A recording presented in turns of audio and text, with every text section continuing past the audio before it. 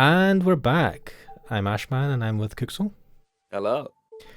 And we stopped off at the point where Koji just got Poor left man. in a well and Yo is probably being melted alive.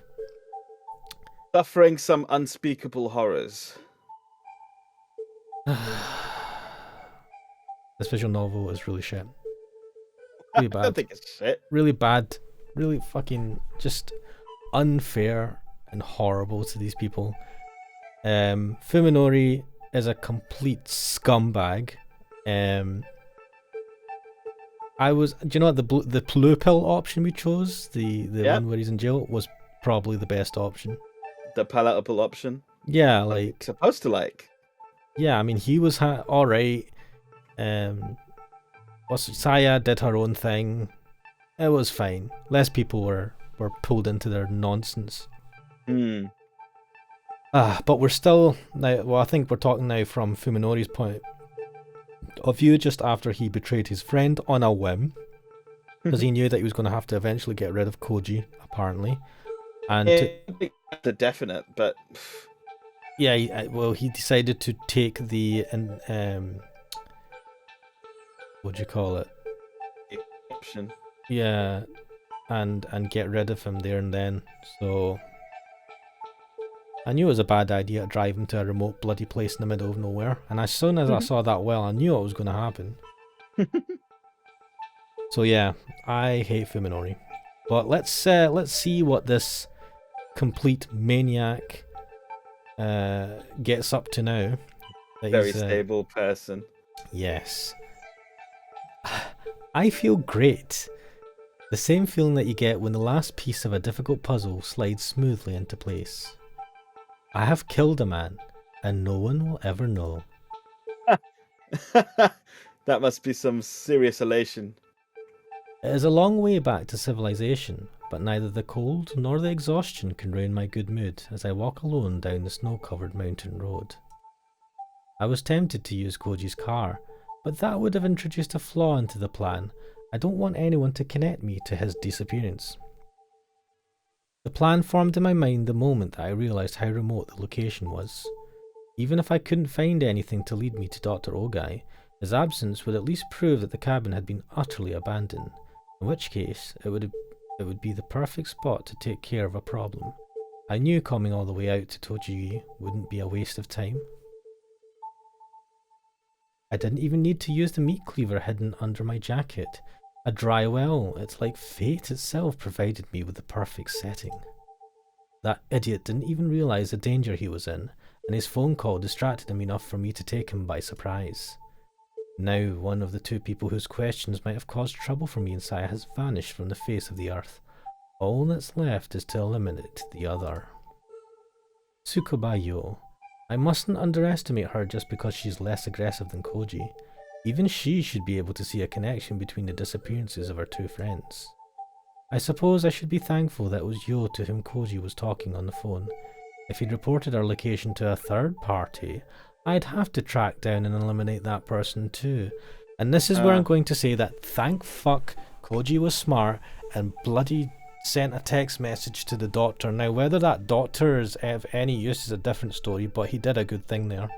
It wasn't a text message, it was voicemail that he left on the doctor's phone. But yeah. Ah yes, voice message. It was a good thing, good shout. With the address and everything. I'm a little worried about why they were what they were discussing, but judging by how Koji was screaming into the phone, they probably weren't exchanging detailed information. Either way, I'd better get rid of Yo as soon as possible. After walking all night long, I finally reached the Nasu Flat station just as the trains start running. It only takes an hour to get back to Tokyo on the Limited Express. It's not enough time to rest, but I'm too wound up for that to matter. Besides, I don't want to waste any time thinking up a way to kill Yo. Using the cabin again would be too dangerous. I'm not sure how I'd get her out there in the first place. I just exploded in her face the other day. I doubt that she'll be as quick to trust me as Koji was, which means that it will be difficult to get her alone. I could ask Saya for her opinion, but even I have some pride. I want to show her that I'm a man who can take care of business. Is that what this is? Okay. That's one way of putting it. Unfortunately, I'm unable to come up with anything before I get home.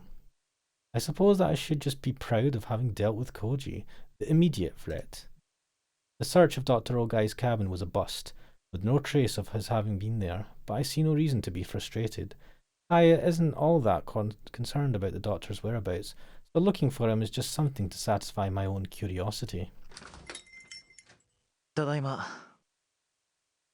It's morning, half a day later than I normally get home, and the sound of Saya running down the stairs tells me just how impatient she was for my return.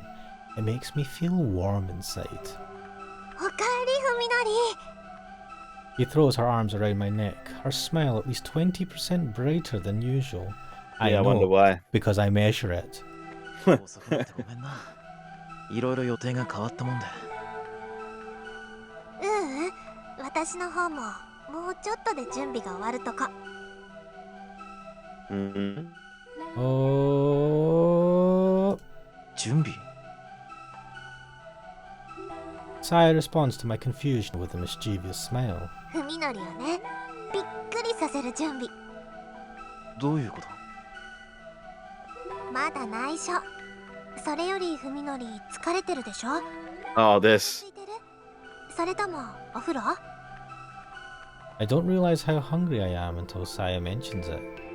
I walked all night without a bite to eat. Now my stomach's emptiness becomes painfully clear. However, I can't sit down to a leisurely meal while covered in the dirt and sweat of the road. 軽く He walked home? それから風呂に入りたいな。 So he ま walked でまでゆっくり。he walked all the way to the nearest train station, which took him about an hour or something.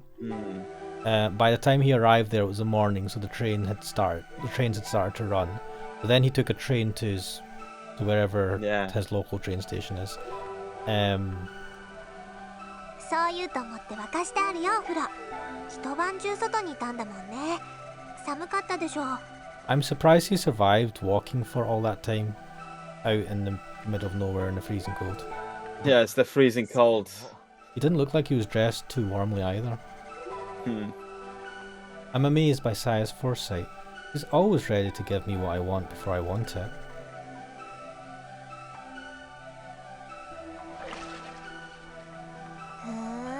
Oh, a bath, right.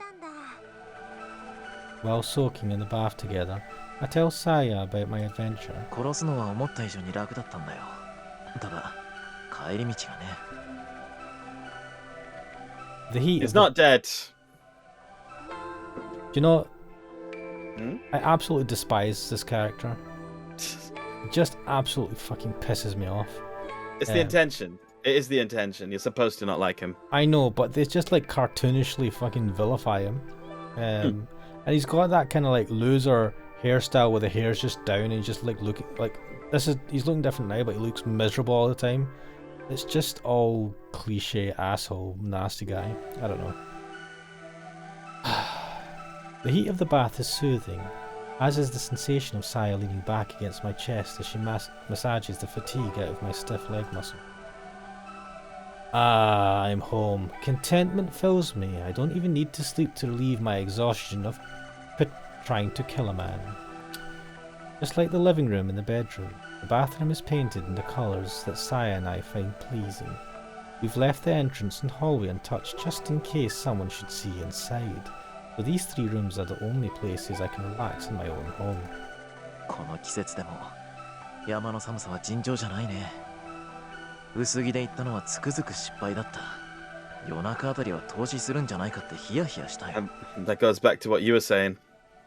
I wish he did freeze to death. Would have deserved it. そのコージって人の服も取り上げて重ね着してくればよかったのに。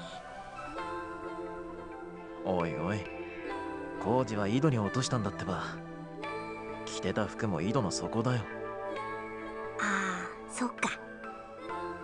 Saya laughs and sticks her tongue out bashfully. で、あと心配なのがつくばよって女の人？コージが消えたのと僕のことを結びつけて考えそうなのはそいつ一人だけだからね。Saya glances at me over her shoulder like she knows something that I don't. その人の殺し方、もう文則は考えてあるの？それがまだなんだ。いろいろと考えたんだけどね。だから任せといて。She says, grinning with unusual confidence. さやはね、文則が想像もつかないような方法を知ってるよ。もう解決したも同然なんだから。Oof. そうか。 Sounds really sinister coming from her. さてと、もういい加減仕上がってる頃だし。Saya's voice is full of anticipation. She rises from the bath. でよ、文則。見てほしいものがあるんだ。目をつぶって。私がいいって言うまで開いちゃダメ。わかった？ I've got a feeling that we should probably have a disclaimer at this point and say, prepare yourself for some sort of monstrosity. うん。 I'm ready. Are you ready? I have no idea what's going on, but I do as Saya says and close my eyes. She takes my hand and leads me up the stairs. As I wonder what she has in store for me, the sound of crying reaches my ears. I stiffen. さや、上に何かいるんじゃ。目を開けちゃダメ。 He admonishes me and strokes my arm soothingly. 危ないものじゃないから安心して。大丈夫。Oh, I've just had a thought of where this is going.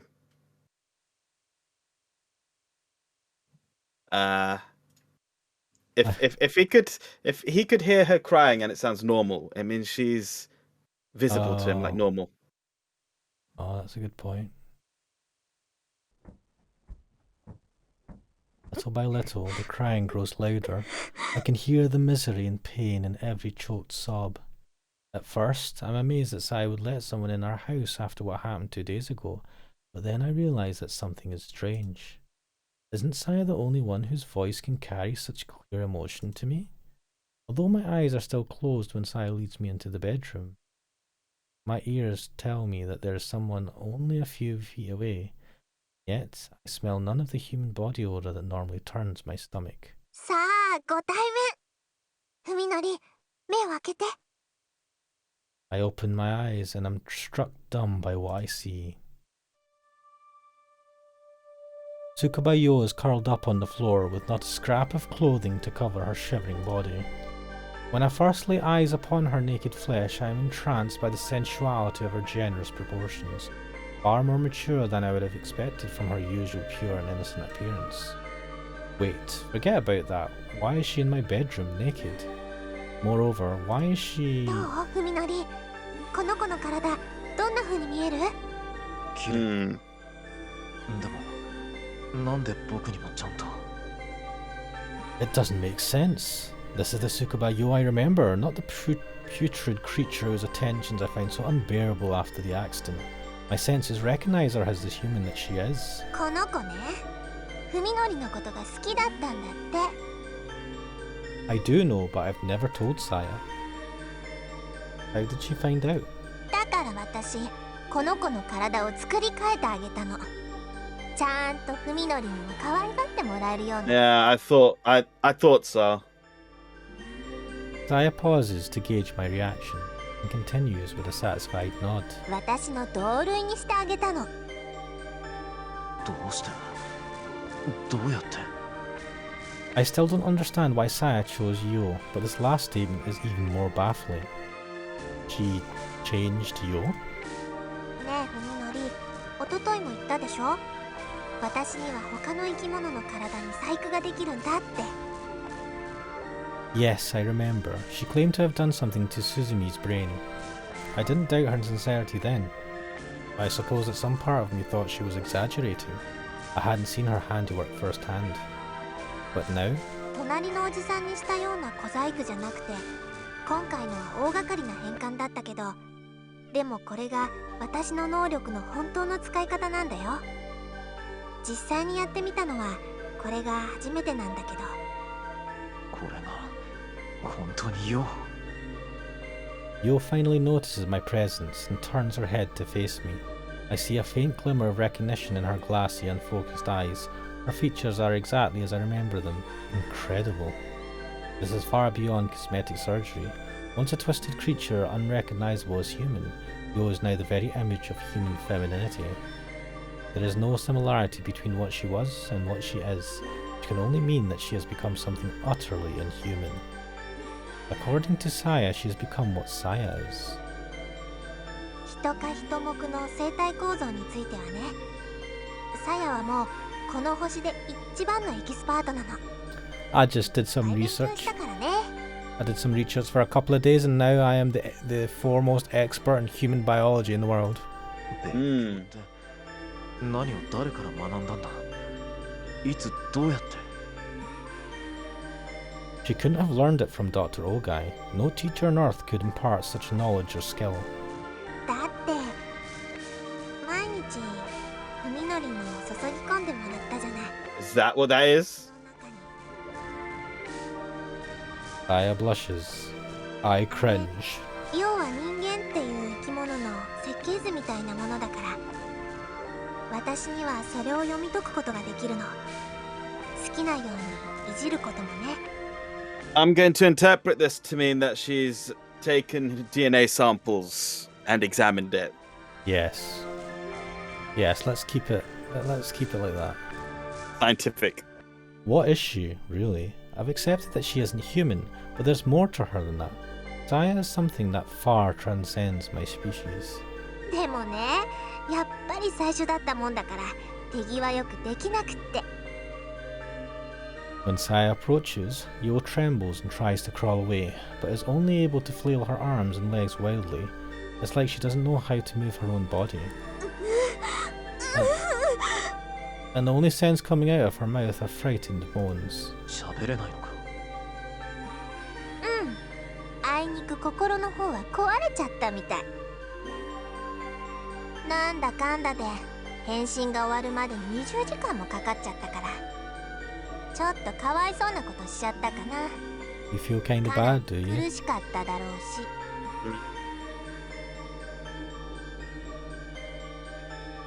Yo looks up at me pleadingly, as though begging me to save her. She is no longer able to ask me for help though, or even to call my name. で、どう？気に入ってくれた？ I am at a loss for how to respond. どうって。だってふみのり、友達や家族が欲しいって言ってたでしょ。だからこれはさやからのプレゼント。 Her innocent explanation only confuses me further. プレゼントって。おいおい。子犬か何かじゃあるまいし。似たようなもんだよ。どうせ頭の中なんて真っ白なんだから。 I'm happy that Saya wants to please me, but she could use a little more common sense. いや、人間一人を監禁し続けるっていうのは多分かなり厄介なもんだと思うよ。大丈夫だよ。ほら、こうやって鎖でつないであるし。 The only thing preventing Yo from being totally naked is the leather collar around her neck. I have no idea where Saya got it from, but it's the kind of dog collar that would be sold in any pet store. The chrome chain is fastened to one of the bedposts. Yo tries to get away again, but Saya sends her sprawling with a tug of the chain. Yo tumbles to the floor, squealing in pain. Her actions are those of an unintelligent animal, just as Saya said. それにこの子、どっちみち逃げ出して何かしようとか、そういう難しいことはもうできないから。 And it was at this point that I decided that Saya is an absolute scumbag as well. ね、これでもうふみのりが心配することなんてないでしょ。 Saya has a point. I was racking my brain for a plan to kill Yo, but now my problem has been solved in a way that I never could have imagined. If a normal person looks upon her now, will probably see no trace of the old Yo, and if she has no memories and can't even speak, then it's perfect. Saya has killed Yo without taking her life. Though there's still the problem of what she means by giving Yo to me. 嬉しくない？ Saya asks dejectedly, her confidence suddenly gone. 私、また何か勘違いしてた？ふみのり。いや、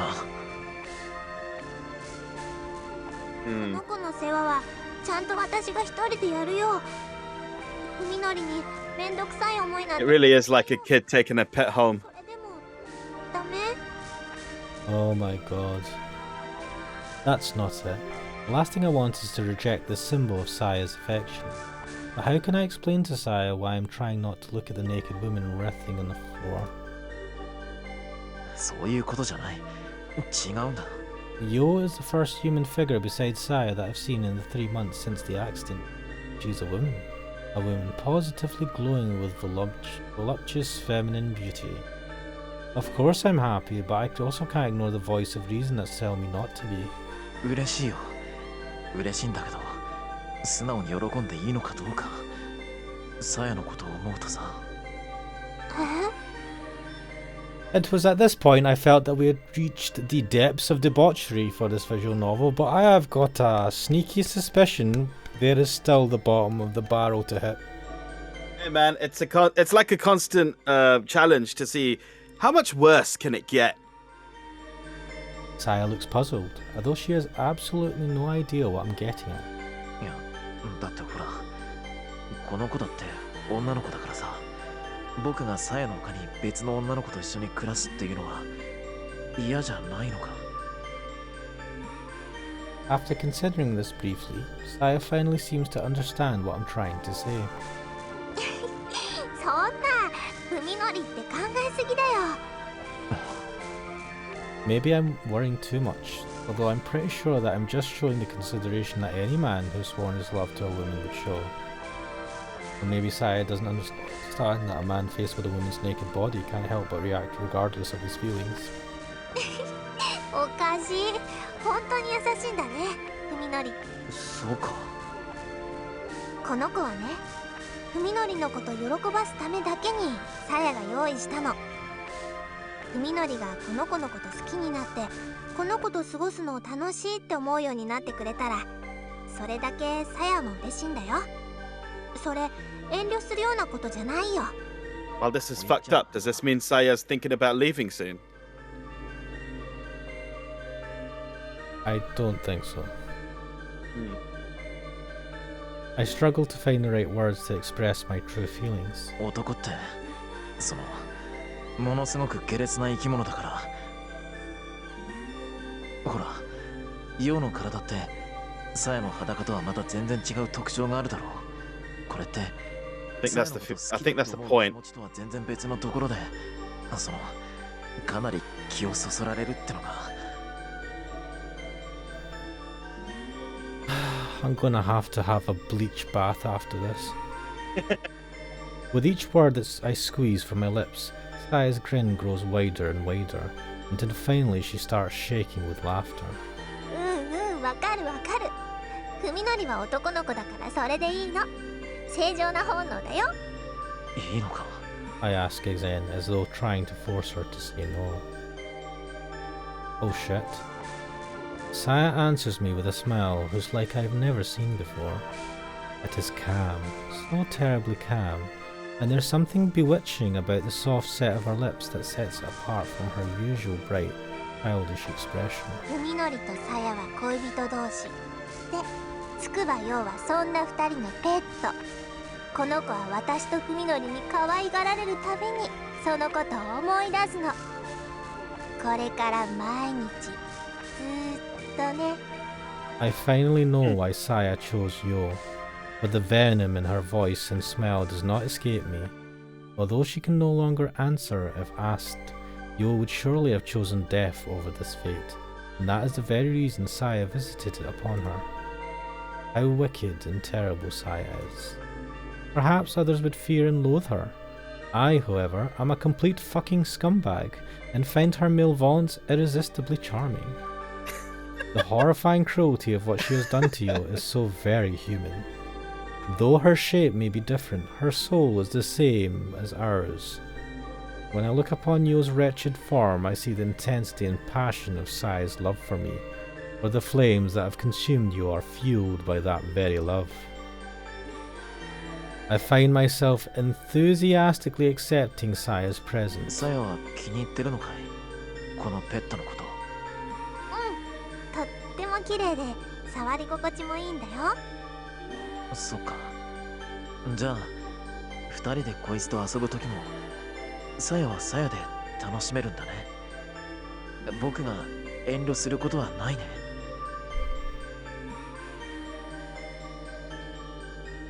This is genuinely annoying me. I don't know, I'm used to a different type of like debauchery or whatnot in stuff. This is... I think what I don't like is how it's almost like they try to portray these two as kind of... There is an element, a part of this where it's trying to portray these two as like just, you know, innocent, not innocent, but like starstruck lovers. You know, it is showing that aspect, but they're doing there's a disconnect between their love for each other and then the effects of everything that they do around that, which is probably what this visual novel is going for. That kind of like uneasiness and just like downright fucked upness of this whole thing. Totally, it really is. Everything. I have to say, it does a fantastic job at making you feel things for these characters. I feel absolute hatred towards these two, man. Exactly. God, and then everything about this visual novel is just to put you on edge. Like the age that Saya like represents herself as to Yo, this whole weird relationship, the lack of morality morality seems to have just gone out the window since he had the accident and like sees things as nasty. I don't know, it's just and this music, man. The music is the chef's kiss, man. This fucking visual novel. I didn't want to take the red pill. Put me back in the fucking Matrix. I have a feeling as well that these scenes, which are probably going to follow, not in the censored version, but in the uncensored version, are probably pretty good from like an erotic visual novel perspective. No, man. And I'll probably have to go and see them in the uncensored version at another time. No. But carrying on. Bad. Everything in this is bad. I'm so glad that we're playing the censored version, and these people can honestly just fucking explode and die, right? I want like, I don't know what's going to happen in this VN, right? But I want Fuminori to get his fucking comeuppance. I really do. I want it to be glorious, right? I've heard people like, I was reading some of the reviews for this on Steam, and it was like one review from like Kotaku or something was like, it's like horrible and gory and nasty, but there's like beauty in it at the same time or something. I can kind of see that, but literally all this horrible shit that's going on just overpowers any of the kind of like beauty of this weird fucking relationship. I don't know. Shall we wade further through this sewer of shit? I don't know how much it will go into, because like it is a censored version after all. It may just cut to black. God help us. God, let's hope so. I don't want to do shit tons of goddamn censoring and stuff like that myself. Already have to censor the last video. Grinning happily, Saya grabs the chain and pulls Yo to her feet.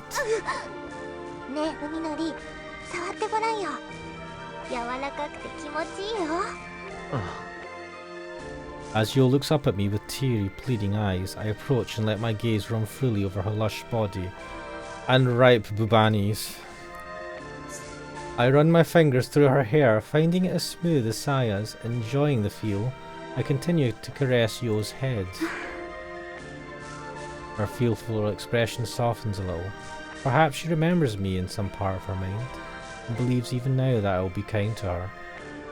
How foolish, because I can't just be kind to her. I have to go, like, I paid for be the scumbag person in this visual novel, so I'm going to go fully into this. Oh, okay, here we are. This is where we'll come back. Right? So for anyone, hopefully I would have cut that last scene out. It was a little bit too explicit and hard to get through, but let's I just don't say... even think you need to. I don't think you even need to apologize. Like you could just cut it and go straight. Right, yeah, I mean, it was bad. I'm just going to say that much. I will say I'm gonna go check out the uncensored versions later. If you do, though, like, Hmm? I'm curious. I've got a morbid curiosity to see, but I don't know. I feel like it might scar my mind. Right. Later, as I lie on my bed drained of energy, I consider what my life will be like from now on. You're a murderer and a... Yeah. Aya is resting in my arms. Yo is curled up on the floor. Yesterday I could not have imagined that the three of us would be a family. This is what you call a family? That's one way of putting it. A new home, new food, a new family, all granted to me by the great Saya. She has selflessly led me from the brink of death to find new joy amid despair. And I too have changed. I have become a complete fucking bastard.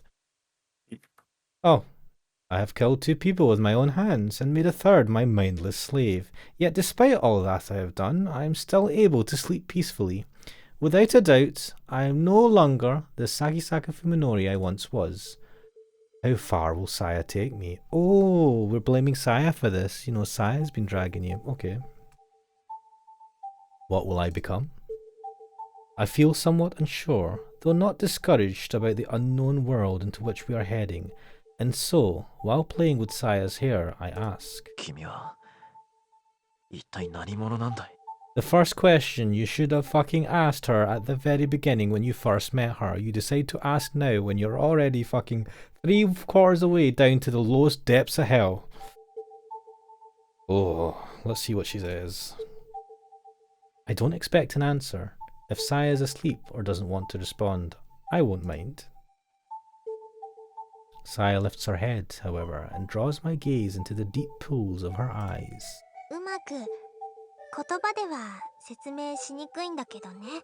Is this going to be the groundbreaking explanation of what she is now? Probably. I hope so. We haven't got any sort of explanation. Although, to be fair, they don't need to explain. I feel like it's quite important. Otherwise, she's just like pulled out of nowhere and became a character in this. She thinks for a while, searching for the right words, then says simply, タンポポって花があるよね。種を風に乗せて飛ばすやつ。綿毛の種は風に運ばれて、ふるさとから遠く遠く離れて、もしかしたら草木なんか一本も生えてない砂漠に落ちちゃうかもしれない。 It そんな dies. 時、たった一粒のその種が何を思うか、それを想像してくれれば分かってもらえるかもしれない。私のこと。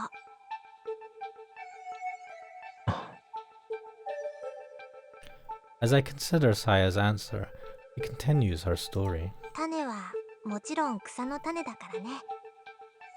その気になって頑張れば砂漠を砂漠じゃなくしてしまえる。ただ一粒だけの種でも、もしかしたら頑張ろうって思うようになるかもしれない。頑張って育って増えて、いつかこの土地が一面のタンポポ畑になるまで頑張ろうって、そう思うかもしれない。 Why are we talking about flowers? タンポポの種が心を決めるとしたら、どんな時だと思う？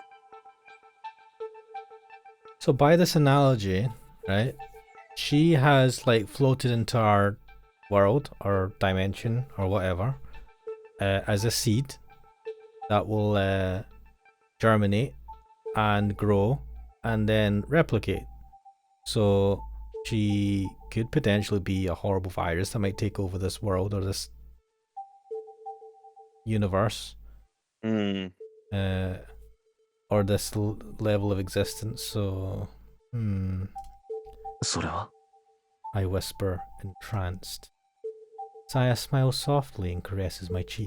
それはね、その砂漠にたった一人だけでも花を愛してくれる人がいるって知ったとき、 All it needs is to be loved by one complete idiot who doesn't have a clue as to what he is getting himself into. タンポポの花は綺麗だねって種に話しかけてくれたとき、 All it needs is for someone to either have a mental health issue or to lie to it and say it's pretty. I mean, it's not a lie. She is pretty. And I said either have a mental health issue or for them to lie to her and say she's pretty. The loving touch of her slender fingers fills me with peace and joy. あなたのこと大好き。 I pull her into my chest, nodding silently. ずっとそばにいて、いつまでも私の隣に。ああ、もちろん。 You don't know how long she lives for. You might die before she does. Basking in the soft warmth of our love for each other, we sink into the oblivion of sleep.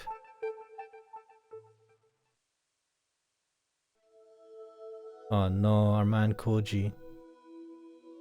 He has been buried alive.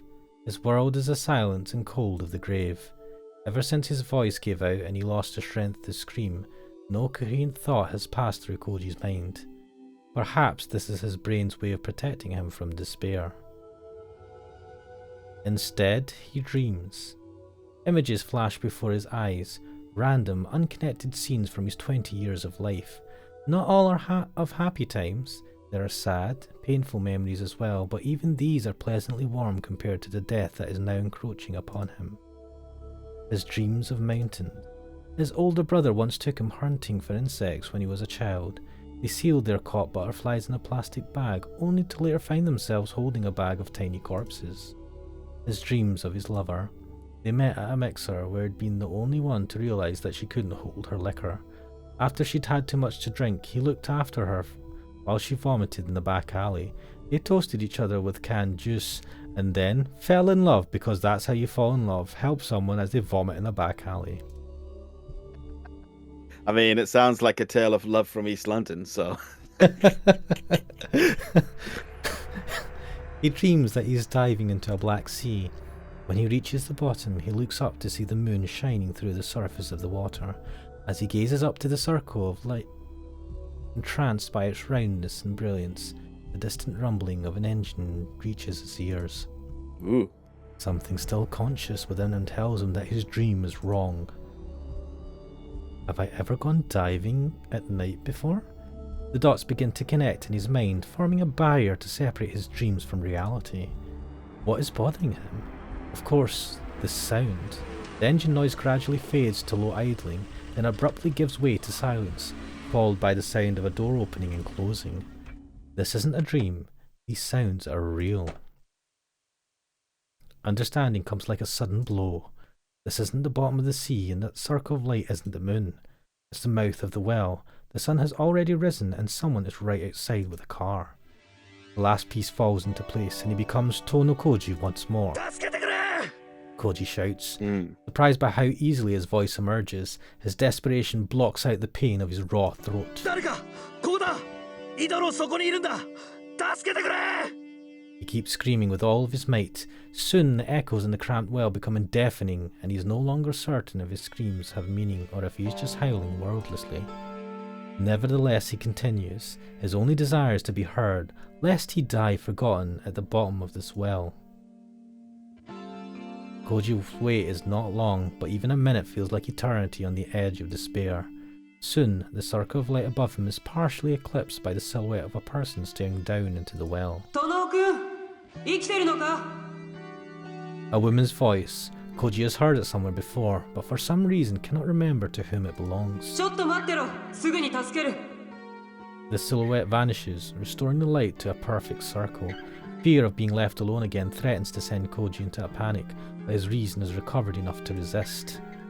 She said she's going to get me out. I haven't been abandoned. While waiting, he gingerly tests his body, which he had forgotten all about until now. His joints ache and his fingers and toes are numb, but though exhausted, he's still in one piece. After some time, the silhouette reappears at the top of the well. 君、怪我はないか？自力でロープを登れるか？いや、ちょっとそれは。It's the doctor, isn't it? Yeah, I think it is. Koji lacks the confidence to attempt such a feat. His frozen fingers can barely move. まあ仕方あるまい。一旦私もそっちに降りる。No, no, no, no, no, no, no, no, no. No, how are you gonna come down to get him? Unless you... After a brief pause, the owner of the voice tosses a knotted climbing rope into the well. He grabs the rope as soon as it reaches him. The rough threads bite into his palm and relief nearly overwhelms him at the sensation. This is really happening. He's really safe. Now that he's free from despair, questions leap to the forefront of his mind. First among them, who is his saviour? The rope shakes as the woman climbs carefully down, the beam from the floodlights slung over her shoulder pushing back the shadow cast by her body. Soon she is standing in the same mud as Koji, and he finds himself face to face with... Sensei! In proper spy gear. Koji indeed had not imagined that his saviour would turn out to be Dr. Tanbo Ryoko. Of course, it took him a moment to recognise her. Instead of a white gown and tight skirt, she was wearing a heavy leather coat, denim jeans and boots with no heel. He must have expected a hike through the mountains. Her light is a blocky all-purpose type featuring side-mounted fluorescent runners, in addition to the main floodlight, survival gear and professional grade by the look of it. Is she a freaking super spy or something? Maybe she is a spy. She pulls a flask out of her pocket and hands it to him. 飲み込まず、ゆっくり一口ずつ舐めるようにしろ。少しはマシになるだろう。ありがとうございます。He walks around with a flask. Maybe Koji's just old-fashioned, but it doesn't seem appropriate for a young woman, and a doctor at that. What the hell's wrong with a woman to have a flask, man? In winter. Nevertheless, he unscrews the cap and takes a swig. Struggles to keep from coughing as the potent liquid sears his tongue. I've had a thought. スピリタスウォッカ。着付け薬によし、消毒によし。浴びせてから火をつければ効くような相手にはかなり効く。I'd be kind of pissed off if she gave me vodka, man. I've had a nasty thought. What? Do tell, do tell. Well, we know that Saya has the ability to change people's appearances. Yes. Is this doctor potentially not who we think she is? Well, do you think she's like Saya but changed her appearance? Or Ogai?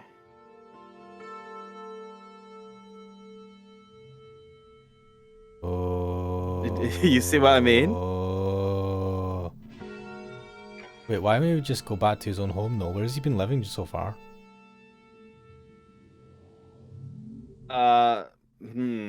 Good question. I don't know. That's an interesting take. I'm just thinking now because this game's thrown so many curveballs at us. I like it, I like it. Let's see where this goes.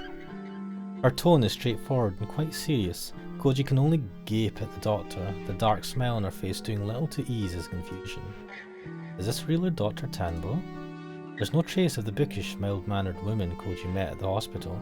Her expression is now set in a hard mask and her eyes are sharp and weak. In the darkness at the bottom of the well, it is possible, however, unlikely, the change in her features is due to the ominous shadows cast by her lamp. It's not so easy, however, to explain the change in her demeanour. 先生はどうしてここに？電話をよこしたのは君だろうが。Ryoko replies brusquely, glaring at Koji like an annoyed professor. 行方不明者を探してる二人組が妙な留守電の後に揃いも揃って音信不通になったりしたら何かあったと思うのが普通だろ。Good instincts.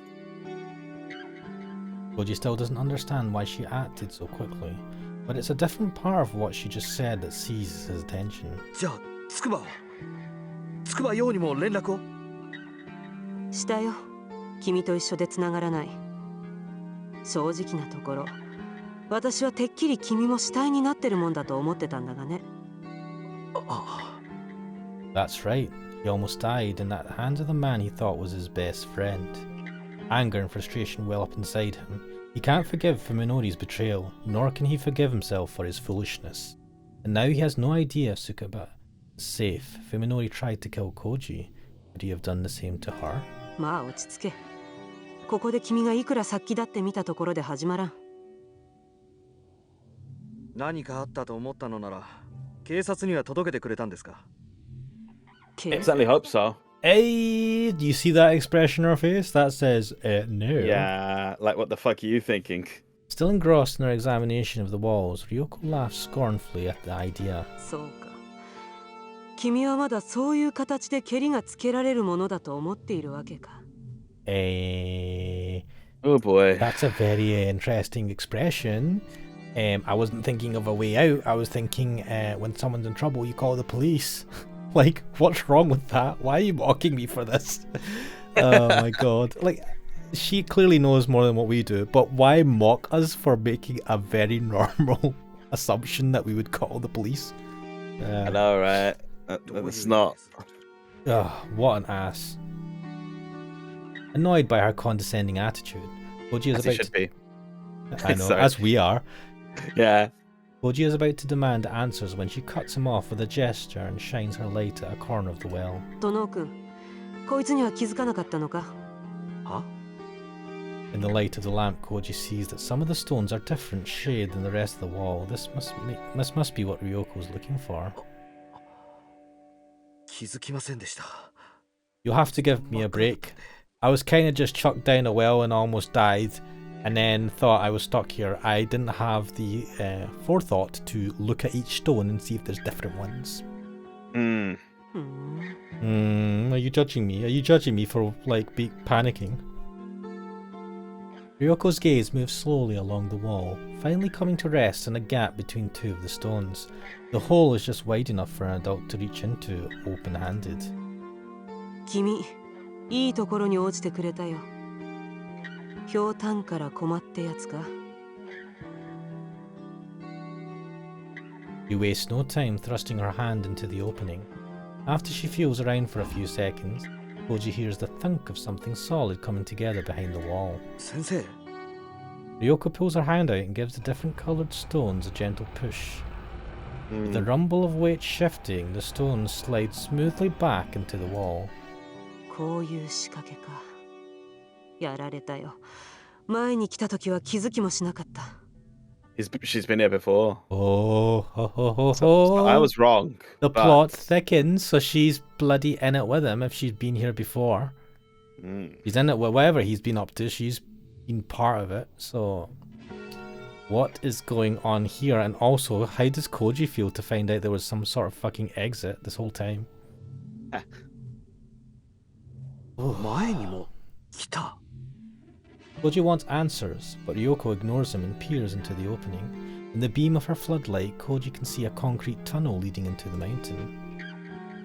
私は先に進むが、殿君、君はここに残ることを勧める。Her warning is utterly devoid of warmth. Considering his options, Koji looks from the tunnel to the rope and back again. He's practically sweating now, thanks to the 190 proof vodka he's just drank, but although feeling has returned to his fingers, he still doesn't have the strength to climb. That said, the thought of being alone in the well again makes him shiver. 一緒に行きます。連れてってください。まあ好きにしろ。Ryoko steps into the tunnel without looking back, and Koji doesn't hesitate to follow. 前にお会いした時と随分雰囲気が違いますね。 Koji says sarcastically. Following Ryoko as she moves cautiously down the tunnel with her light leading the way. ここは病院じゃない。君は患者じゃない。営業スマイルが必要か。Touché! Man, she's like, I don't have to work right now. I don't have to be professional. Fuck you. I'm doing what I want. I am being me. Don't like it? Get the fuck. さあ、 I sympathize with that. どうだっていいことだろ。 Ryoko suddenly stops and stares at the floor. When Koji looks over her shoulder, he sees a dust-covered rope lying coiled up in the middle of the path. 何です？あの井戸から降りてきたやつの小細工さ。Ryoko picks up the rope, examines it, and hands it to Koji. 長さは私が使ったロープのほぼ2倍。途中に結び目があって、端は両方とも切断されてる。この両端がつながって輪になってたのさ。え？外のどこかにこの輪を引っ掛けて井戸の底まで伝って降りる。その後ナイフで輪を切って井戸の中に引っ張り込めば井戸の底に降りた痕跡は残らない。 Almost like you've done this before, Doctor. But isn't it also like there's no way out then? Potentially. Unless this actually leads to an exit. Or it leads to an underground bunker where he's been staying this whole time. Hmm. Which should actually have an exit then, because then he's stuck there forever. Ryoko shines her light down the tunnel, revealing that it ends in a closed wooden door about 10 meters ahead. こうやってここに逃げ込んだやつは追っ手の目をくらませたのさ。先生、さっき前にも来たっていうのは。ああ、君や咲坂君だけじゃない。私も以前鴎外を追ってこの別荘に来た。 Oh. As What? Ryoko speaks, she opens her coat and pulls out what she had hanging underneath it. 他に出口がないとしたら、奴はまだあの扉の向こう側にいるわけだ。I suppose a shotgun would be appropriate for close quarter combat. At the same time, she's a doctor. Why does she have a shotgun? I told you, man, she's zipped down in freaking Mission Impossible wear. I'm pretty sure. I'm not surprised that she's whipped out a shotgun. Hmm. At first, Koji thinks that she is holding a steel pipe. Amazed that she would be carrying a weapon, Koji looks closer and is appalled when he realises what it really is. A gun. And not one of those sleek handguns that he's seen in the movies, but a double-barreled shotgun. The stock and barrel have been sawed down for easier concealment, enhancing its aura of brutal efficiency. 何ですかそれ？ショットガン12番口径。 Ryoko replies blandly, as though naming a brand of cigarettes. 私にはこいつを持ち歩く資格なんてないし、こんな風に改造するのも銃刀法違反だ。他に質問は？ And it was at this point that Koji thought, maybe I should have stayed in the well. そんなもの持ち出して一体どうするつもりです？ Ryoko looks over her shoulder and gives Koji her most chilling smile yet. Gonna whack him over the head with it, obviously. 正体を初めて知った時、私はただの善良な一般市民だった。交通違反すら無縁のね。 The woman whom Koji believed was just a normal doctor waves her sawed-off shotgun menacingly as she continues, her tone sharp and bitter. あの時にこいつがあったなら、私は多分鴎外をきっちり殺せていただろう。そうなってれば、もしかしたら君たちがこんな災難に巻き込まれることもなかったかもしれない。その点は申し訳ないと思ってるよ。ああ。 Koji listens in silence, helpless to do anything but watch as understanding moves further and further out of his grasp. だから、これから私がやることは一切合切。君とその友達が足を突っ込んでる泥沼なありさまを終わらせてやるための手続きだ。その辺をよく理解して余計な口は突っ込まないこと。いいね。 Always a bad sign when they're like, don't ask any questions. Ooh, Koji can only nod weakly in response. With the light in her left hand and the shotgun in her right, Ryoko walks up to the door and takes a deep breath. Then she kicks the door open, putting her full weight behind the blow. With a disappointingly feeble sound, the door breaks off its hinges and falls into the room. Dust billows like white smoke in the beam of Ryoko's light. The room is large, at 35 meters square. The tiled floor is set with drainage grates, and there's no mistaking the operating table sitting in the middle of the room. Cabinets full of enamelware and drugs line one side of the space, and against the opposite wall stand a writing desk and bookshelves. Those things Koji recognises. The mysterious objects cluttering tables and shelves, however, are beyond his comprehension. Mirrors delicately engraved with complex patterns, grotesque statues and masks that must have been left by a race of savages, tapestries woven in nauseating arrays of colour, a crystal ball the size of an infant's head. Ugh. Any would fetch a hefty price at an antique store, if not for the one thing they all have in common. Every last piece is so loathsome and foul that Koji feels sick just looking at it. It's as though each was designed for the sole sinister purpose of immortalizing its creator's hatred of the world. Rare-looking books of the sort that he found in Ogai's home are piled here and there, and one shelf are stacked some scrolls that look to be made of some kind of sheepskin or papyrus. Whatever it is, it's not paper. Finally, there are the indecipherable chalk patterns and symbols filling every available space in the walls. Even the two sliding blackboards are covered in strange, unreadable scribblings. Just looking at them is making Koji dizzy. 見るんじゃない。 Ryoko snaps at him. いいか、ここから動くな。絶対に何かに触ったりするな。 Yeah, I wouldn't touch anything. You don't know where it's 見つ been. めたりしちゃいけない。まずいと思ったらすぐに目をそらして自分の靴を見ろ。わかった。 This is extremely worrying. Ryoko switches her light's fluorescent runners on and sets it on a nearby table where it can illuminate the whole room. She then holsters her shotgun, only to pull out an even more confusing set of tools, a digital camera and a can of spray paint. That's a weird combination. She gives the can in her left hand a good shake, switches the camera in her right hand on and steps up to the blackboard while looking at the camera's side-mounted screen. After recording one set of symbols, she covers it with a thick layer of paint, then moves on to the next. 先生。レッスン1。妙な図形やラテン語の文章とかは絶対に読むな。見つめるな。機械の目で記録しておいて、後で注意深く調べればいい。 Okay. 実はその場で塗りつぶすか何かして破壊しろ。 Now that she mentions it, Koji realizes that she's only looking at the screen of her camera, even then only in short glimpses, and never directly at any of the drawings. He understands what she's saying, but it still doesn't make any sense. 一体どういう。ここまで深入りしたんなら工学のために黙って聞いておけ。あと水晶球とか鏡の類も危ない。下手に壊すとヤブヘビになったりするから。 Is it magic then? とりあえず布でもかぶせるかペンキを浴びせて封印しろ。 Sounds like it. Koji begins to fear that this doctor might be even crazier than Fuminori. Despite the burst of energy received from the vodka, Koji is still exhausted from his night in the well. The fear is affecting his body, making him dizzy and nauseous. Soon, the walls are covered in black paint, and the stale air is thick with the smell of turpentine. とりあえずこんなところか。 Ryoko says with relief, then tosses the empty can aside and puts away her video camera. オーガイって人はどうなったんです。 Koji asks, supporting himself against a nearby table. ああ、そこにいたよ。 Without stopping her examination of the papers on the writing table, Ryoko points nonchalantly to a Chinese-style screen standing in one corner of the room. He was there. Her clinical choice of tense makes her meaning instantly obvious. The urge to see for himself is irresistible.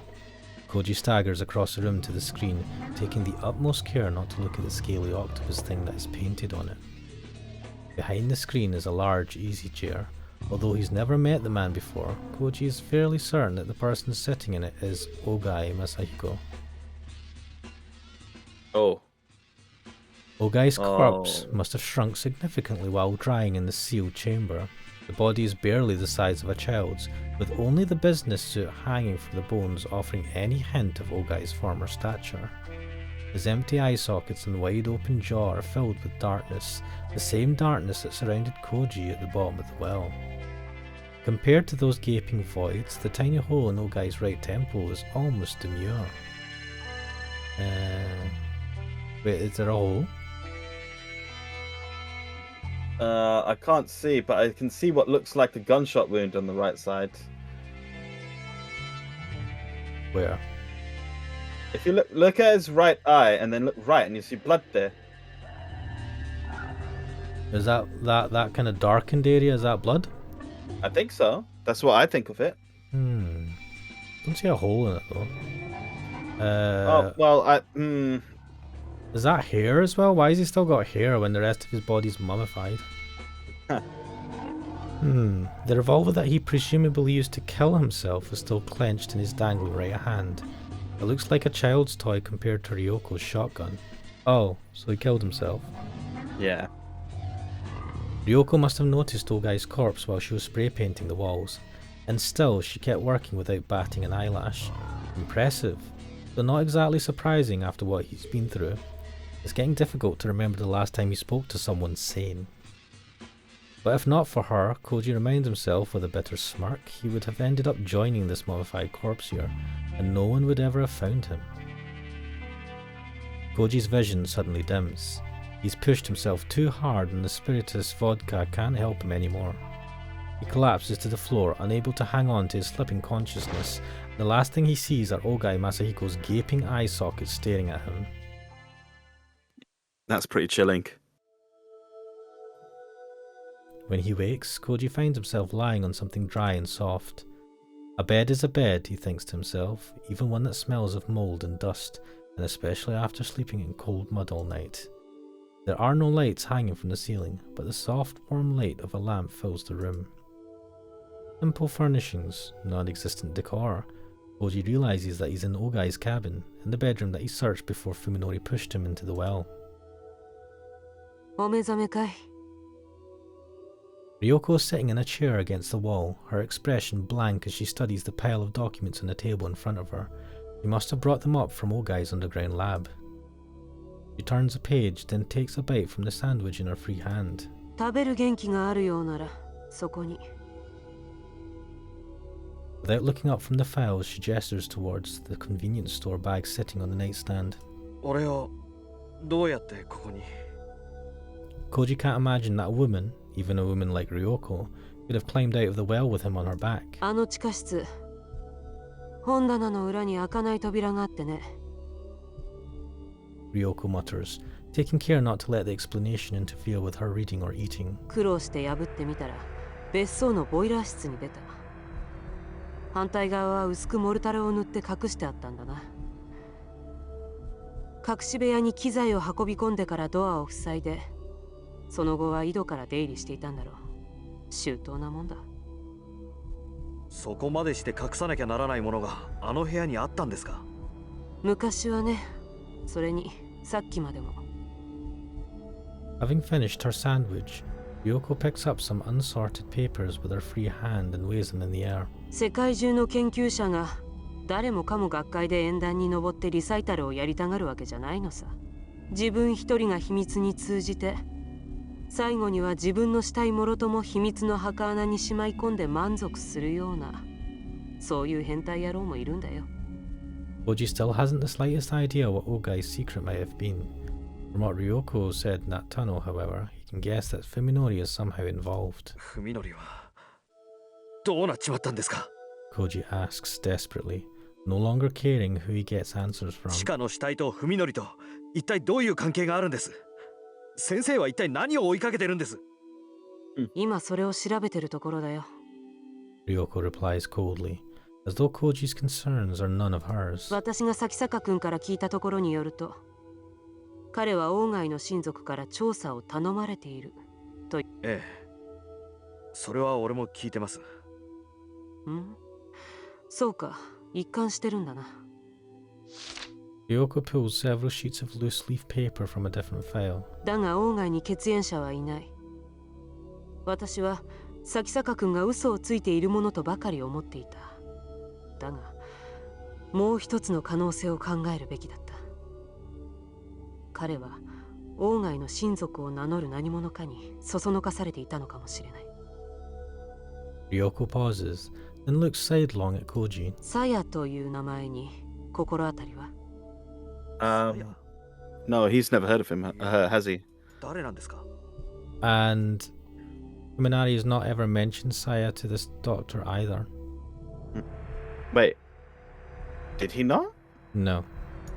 I Ah. don't think so. I think he just said it was a relative of Ogai's. Interesting. I don't remember, to be honest.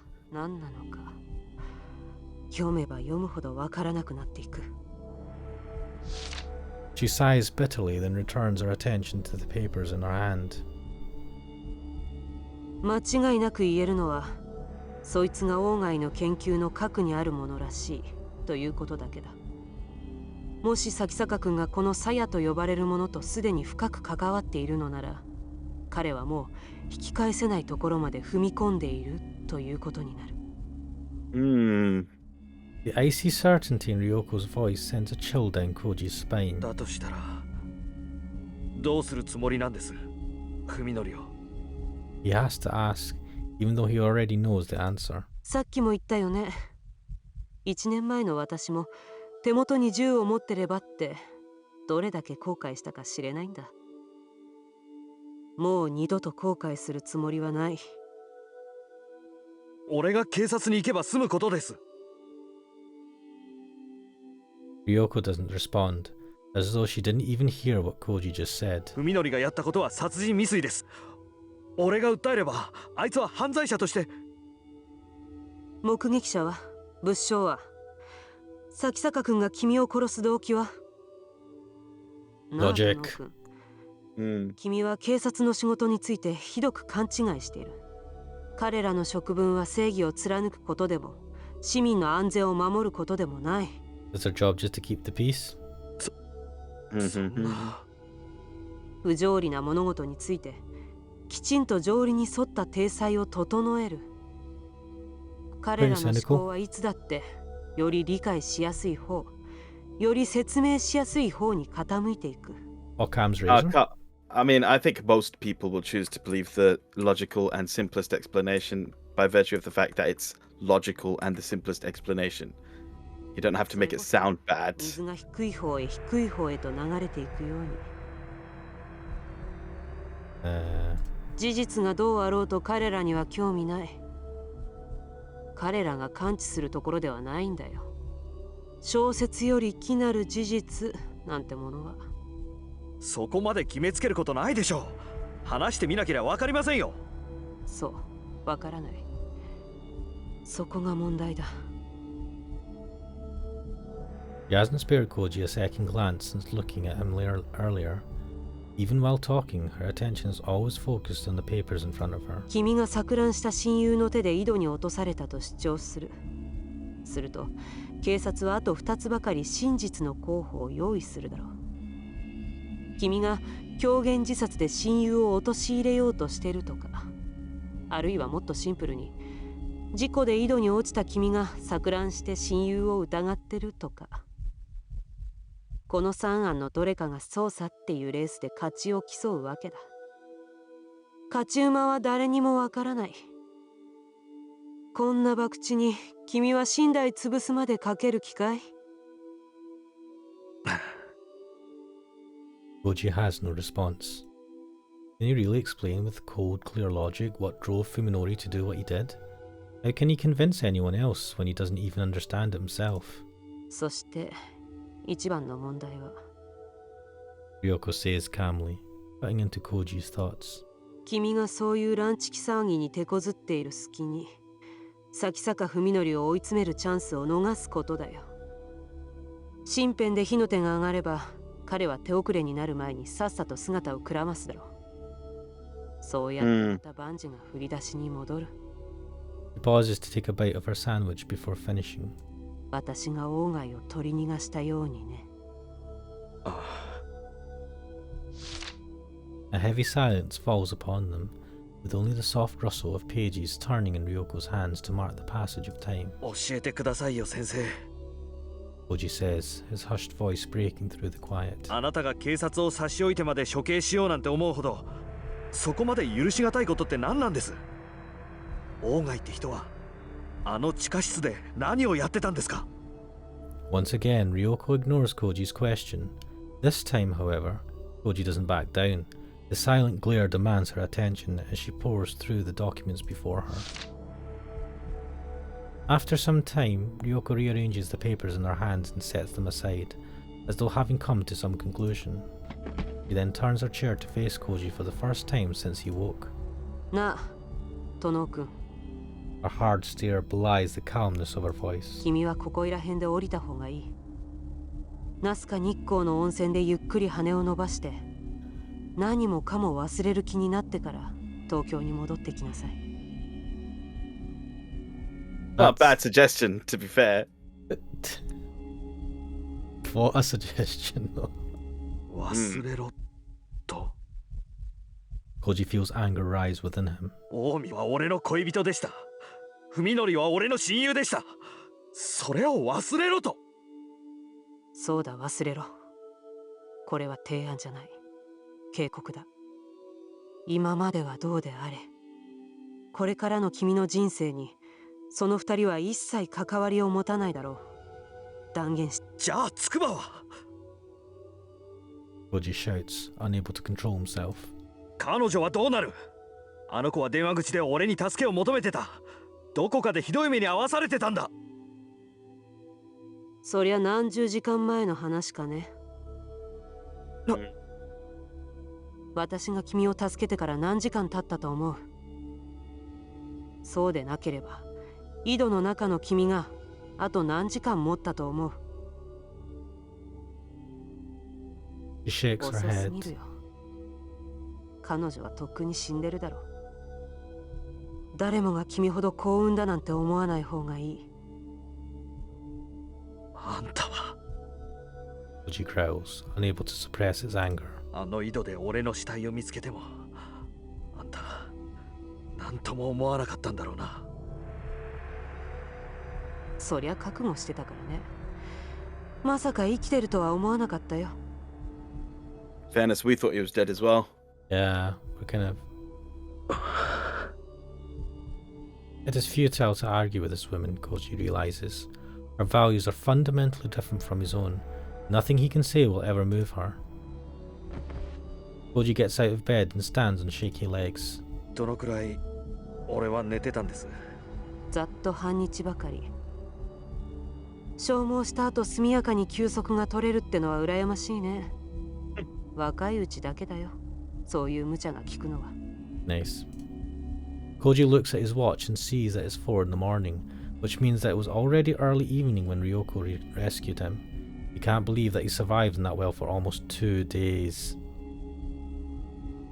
It's been a long time. Whoa, man, 2 days? Mm. Now that the gaps in his memory have been filled and his sense of time is returned, he realises that it's already Sunday morning. Ryoko's right, a lot of time has passed since he spoke to Yo on the phone. Koji grabs a sports drink and 2 jelly packs from the bag of food that Ryoko brought, then heads for the door. His legs are still a little unsteady, but he can compensate for that with sheer willpower. 念のため聞かせてもらうが、どこに行くつもりだい？ I'll organise a funeral for you when your body comes back. 東京へ。 Koji replies brusquely, his tone as hard as hers. 筑波陽はまだ間に合うかもしれない。彼女を助けに行きます。人の話を聞かないやつだね、君は。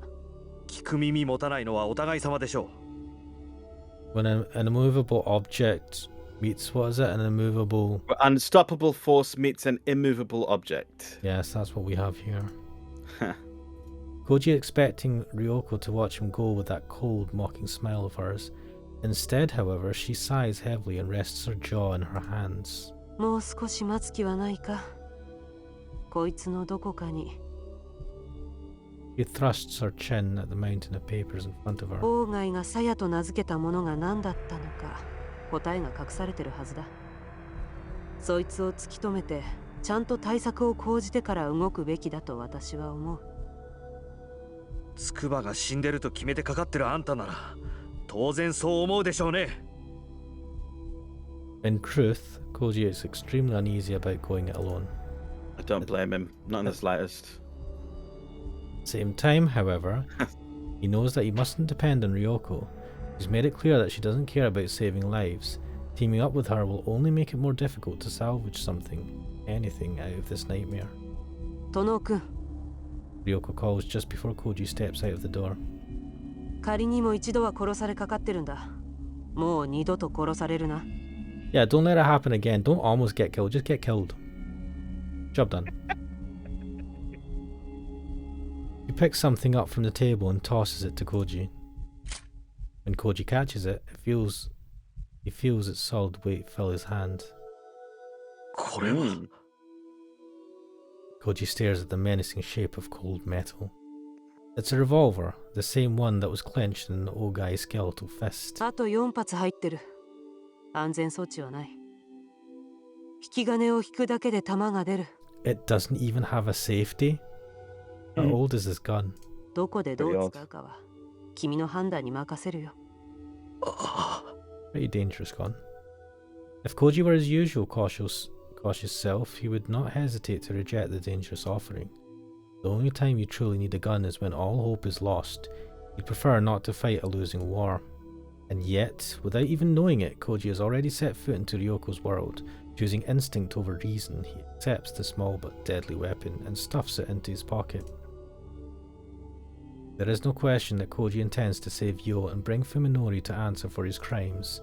In the back of his mind, however, he can hear the footsteps of ruin approaching. Yeah, we can hear it too. Inevitable death.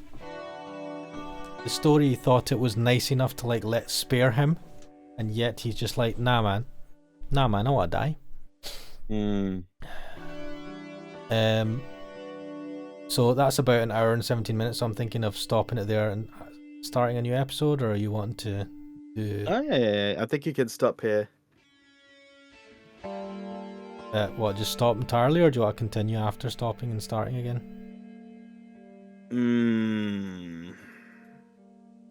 It's... I'm not sure how much more is left of this game, but it seems like there is quite a bit, isn't it? We're not finished yet.